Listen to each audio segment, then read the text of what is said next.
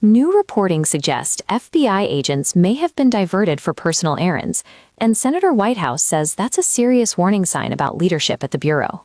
MS Now's Ken Delaney and Carol Lenig have new reporting on FBI Director Kash Patel. According to three sources, Patel has on more than one occasion ordered that the security detail protecting his girlfriend escort one of her allegedly inebriated friends home after a night of partying in Nashville.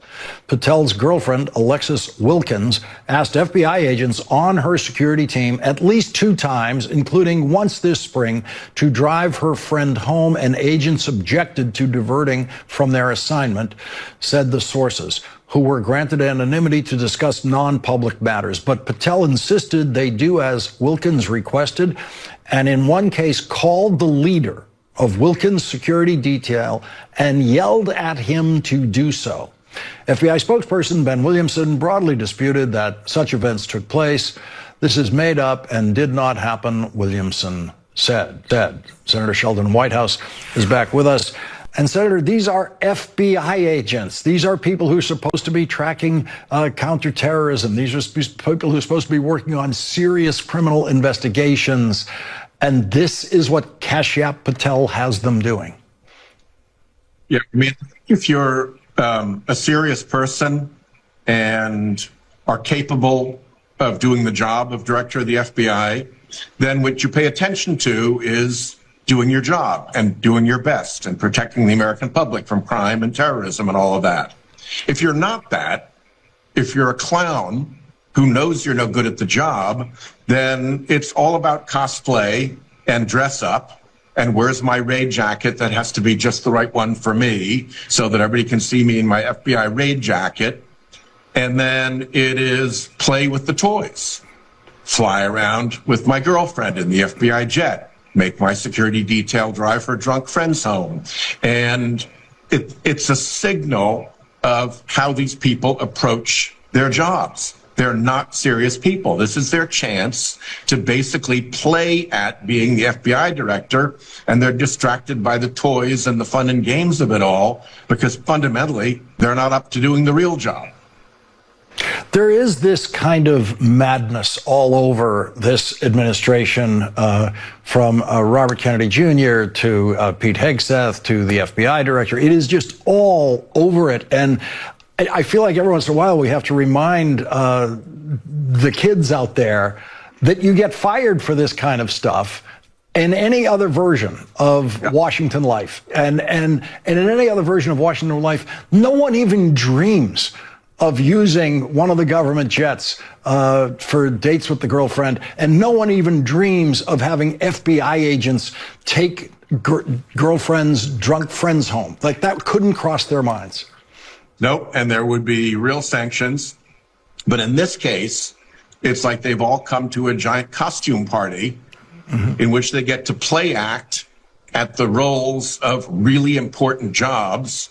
And they get to have the security details and the guy with the thing in his ear and the black limos and the fancy office and people calling them Mr. Secretary or Mr. Director, and the jets and the whole thing. And that's what it's about for them. Because for them, the job is fundamentally not serious. It's suck up to Trump, so you get to keep the job, so you get all the play clothes and the play toys to play around with. But it's not about doing the job for the American people in a serious or effective way.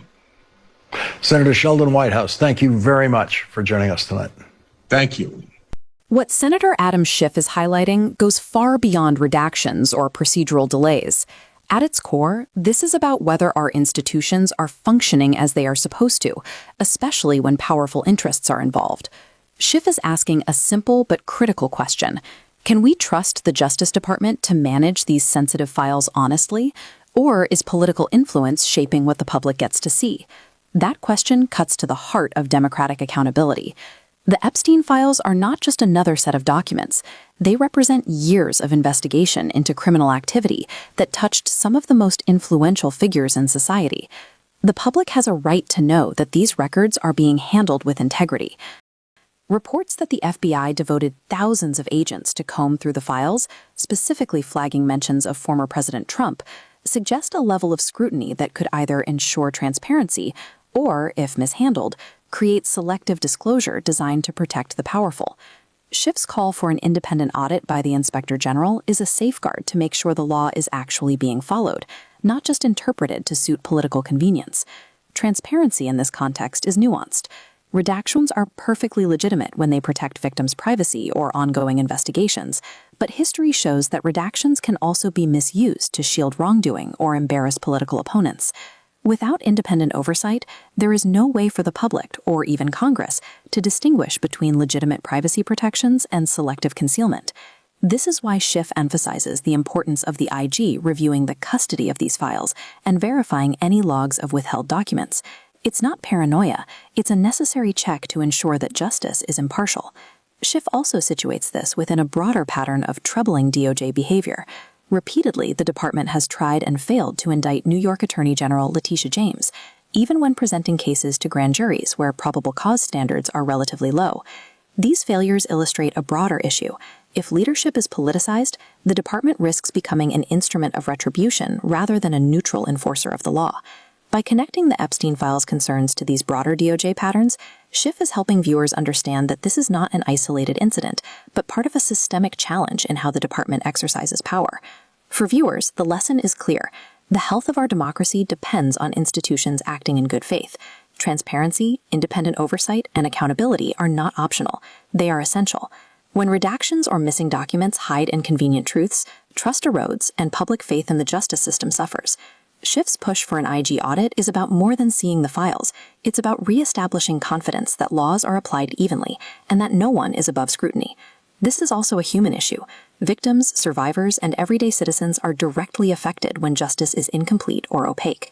Understanding the process behind these decisions, how documents are reviewed, what gets withheld, and who makes those calls, helps viewers see why oversight matters. It's not about speculation or politics. It's about ensuring the public can learn the truth, and that institutions are held accountable to the standards they claim to uphold. If you care about fairness, accountability, and the rule of law, it's important to stay informed. Follow these developments, share this video, and engage with discussions about transparency and oversight. Public awareness is what ensures that these institutions remain answerable, not just to the powerful, but to all of us.